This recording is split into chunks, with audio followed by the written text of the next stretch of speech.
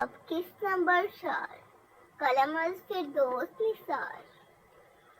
رفعت بیگم lounge میں بیٹھی ہوئی تھی۔ اشفاق صاحب آج ہی لندن سے واپس آئے تھے۔ السلام علیکم ممی۔ دانیال نے لاؤنج میں داخل ہوتے ہوئے رفعت بیگم کو سلام کیا۔ وعلیکم السلام۔ رفعت بیگم نے سلام کا جواب دیتے ہوئے چہرہ پھیر لیا۔ اپنی بے عزتی وہ نہیں بھول سکتی تھیں۔ کیا بات ہے امی؟ کیا آپ مجھ سے ناراض ہیں؟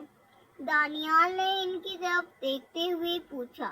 ہاں، ناراض ہوں میں تم سے اور بات نہیں کرنا چاہتی۔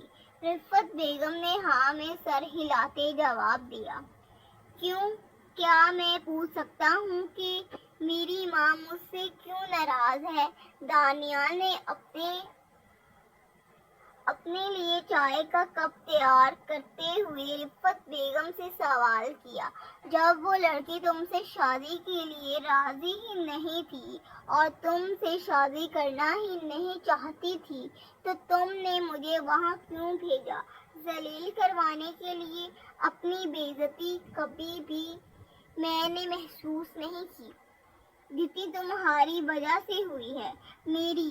مجھے اب تک یقین نہیں آ رہا کہ مجھے آج اپنے بیٹے کی وجہ سے شرمندہ ہونا پڑا ہے۔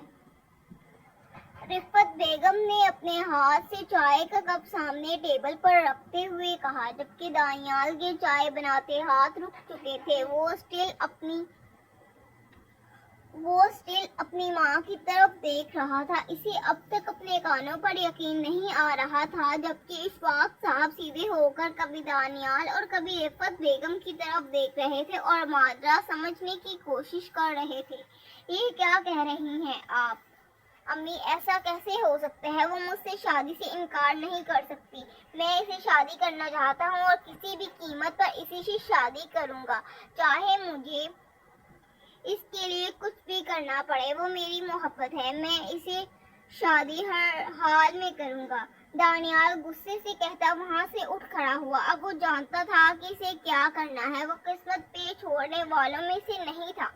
اگر وہ کسی اور کی بھی ہوتی تو وہ اس شخص کے حلق سے نکال لیتا۔ یہاں تو پھر اب تک اس کی کہیں کوئی بات نہیں ہوئی تھی، نہ وہ کسی کی منگ تھی اور نہ کسی کی منقوہ، یعنی وہ دانیال کی تھی، اور دانیال اپنی چیزوں کو کبھی نہیں چھوڑتا۔ لیکن وہ چیز تو نہیں تھی، وہ تو ایک جیتی جاگتی انسان تھی۔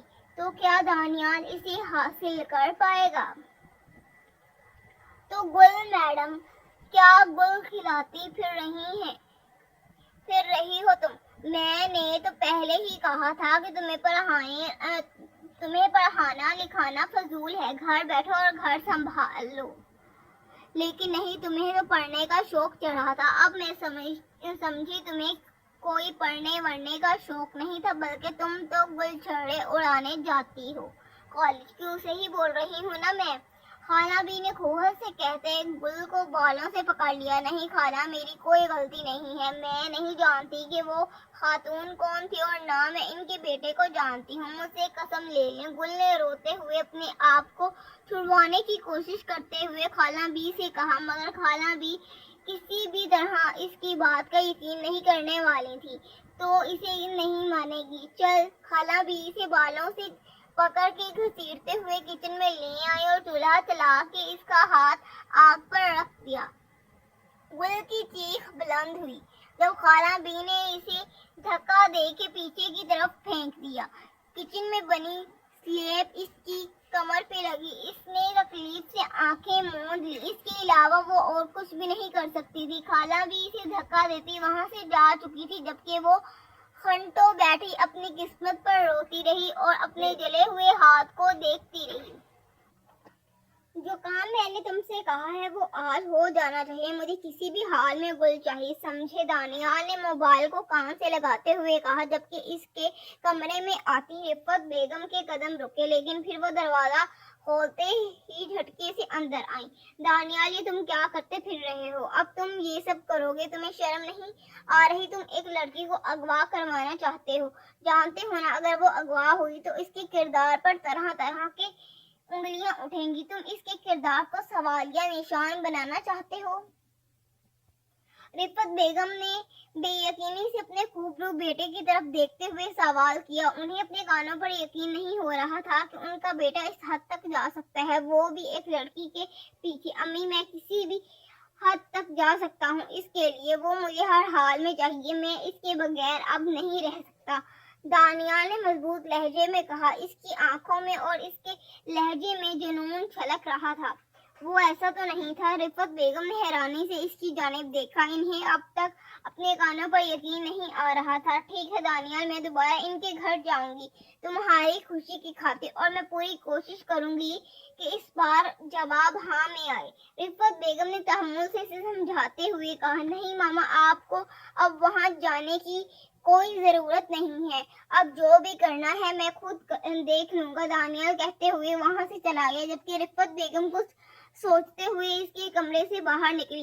वो जानती थी कि अब वो कुछ नहीं कर सकती इस मामले में, इसलिए उन्होंने खाला बी से राब्ता करने के बारे में सोचा। दानियाल घर से निकल चुका था जब खाला बी से मिलने की खातिर रिफ़त बेगम भी घर से निकली।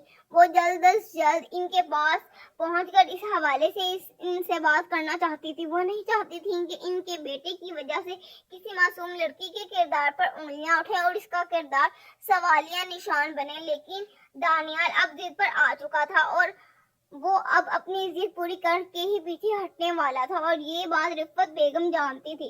इसलिए उन्होंने दानियाल को समझाने की बजाय खाला बी से बात करने का सोचा।